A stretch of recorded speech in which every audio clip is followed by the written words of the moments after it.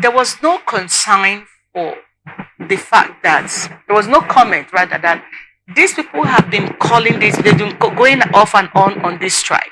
There's been saying this is what needs to be done, this is why it should be done. No conversation, no nothing. And at the end of the day, you're just telling them the economy is bad. Hold on. Before the strike, was the economy not affected? Why do you think, from using the industrial court to using the presidential spokesperson and all kinds of harassment, why do you think that this keep going on every time there's an issue? National Orientation Agency did not realize before now that there is need for you to speak up to say, Mr. President, there is need for you to look into what these guys are asking for. Then when they go on strike, you still don't remember that the economy is bad. Why do we keep repeating this same ugly circle that takes us nowhere?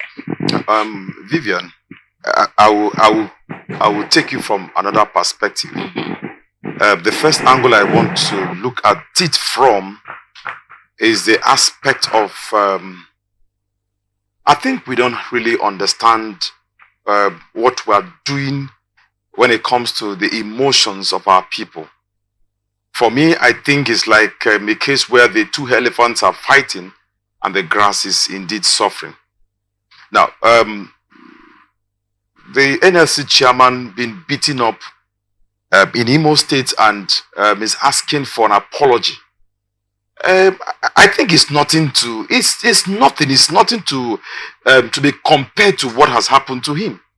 And if the state governor should consider the lives of the people and then understand that we are also facing a very trying times in our economy, he should apologize. Is that the problem? Now, I think there are more important issues to go on strike for. Not just because the NLC chairman was beaten up. If an NLC chairman was beaten up, I think for me, he has all it takes, every avenue, to seek for redress, to go to court, to apply for, to go to human, and apply and go to court, and take the man to court. Not to begin to jeopardize the economy on that. That's my own perspective. That's my own take. Okay. Because if we have the issue of insecurity, and nobody has gone on strike. We have the issue of fuel scarcity. The fuel hike. Nobody has gone on strike. Okay, let me just quickly bring you to bear on a part of the conversation. NLC's Joe Ajero's attack on November 1 is just one out of many. Except that. Like you talked about the fuel issue, the fuel subsidy issue. There are palliative you promise to implement. A part of which you also promise that as soon as a form, you're going to pay the 8-month salary, you're going to pay 4 months. That is yet to be implemented. And now just about the supplementary budget. Now, if you look at a big criticism of that particular budget, he said that there are several issues, like in the agricultural sector, you could say, okay, this is why you're taking this money and all of that, but that wasn't included. Now, apart from that, so if you talk about the implementation of a logistics arrangement in terms of buses, there are several things that the NLC is asking. None of this is seen to be truly implemented. If you talk about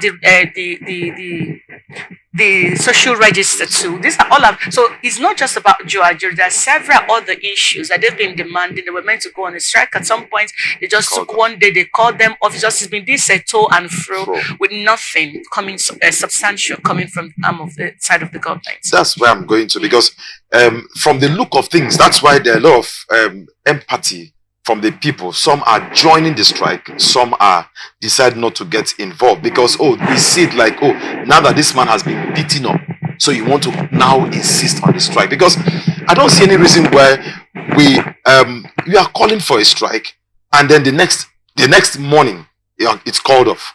Nothing has been done, no report from your own end, the NLC, to say, okay, look, this is why we are calling off the strike, this is why we are not, and all.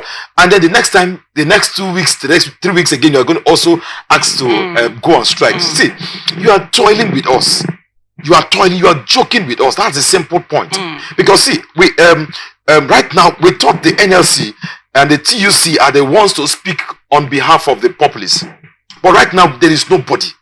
It looks like it's already a bargain from the government to the NLC and to TUC. Oh, because some people have already told me, I said, Pastor, don't worry. These people are looking for money. By tomorrow morning, they will call them back and give them some dollars, and then they will go back home and then call off the strike and go back home.